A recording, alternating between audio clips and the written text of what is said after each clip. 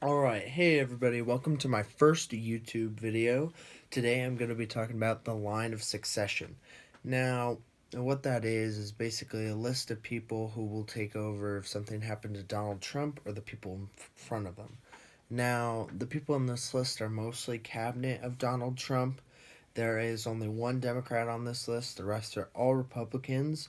Most of them were appointed a little bit after Trump's inauguration. Some of them were newly appointed a little less than a year ago. So, yeah, let's get right into it.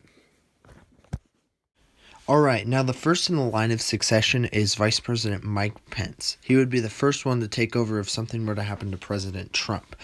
Now, this is something that we're all pretty aware of. The others you may not know of, so yeah, let's get right to it. In second to take over in line of succession is Speaker of the House Nancy Pelosi. Now, she's the only Democrat on this list. She would take over the presidency if something were to happen to both Trump and Vice President Pence. Now, the third person to take over the presidency if something were to happen to President Trump, Vice President Pence, or Speaker of the House Nancy Pelosi would be President pro tempore of the Senate, Chuck Grassley. Now, he is the third in line of succession, which it used to be where in the 1800s, it used to be the second before the Speaker of the House that would be in the line of succession. Now, the fourth to take over in the line of succession is Secretary of State at the moment, Mike Pompeo. Now, this is the first cabinet member in the line of succession so far. So, yeah. Now, for fifth in the line of succession is Secretary of Treasury Steven Mnuchin. Now, he would become president if something were to happen to President Trump, Vice President Pence, Speaker of the House Nancy Pelosi, President pro tempore of the Senate Chuck Grassley, or Secretary of State Mike Pompeo. Now, him becoming president from the line of succession would be highly unlikely because of this, because it'd be very highly unlikely of that something would happen to all those people. Now, sixth in line of succession is Secretary of Defense Mark Esper. Now, this would also be pretty unlikely, very unlikely actually, so I'd highly doubt that he would become president in line of succession. Now, and seventh for line of succession is Attorney General William Barr. Now, this would still be pretty unlikely. Now, eighth in line of succession is Secretary of Interior David Bernhardt. Now, this is also pretty unlikely. Now, next we have Secretary of Agriculture, which is ninth in the line of succession, which is Sonny Perdue. Now, number 10 in the line of succession is Secretary of Commerce Wilbur Ross. Now, 11th in the line of succession is Secretary of Labor Eugene Scalia, which was pretty new. He was started back in September. Now, coming in at 12th for the line of succession is Secretary of Health and Human Resources Alex Azar.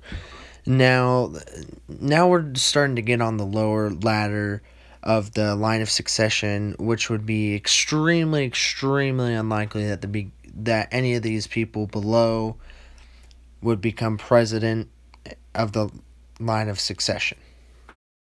Now, next, for 13 on the line of succession is Secretary of Housing and Urban Development Ben Carson, which actually ran for president in 2016. Now, number 14 on the line of succession is Secretary of Transportation Elaine Chao.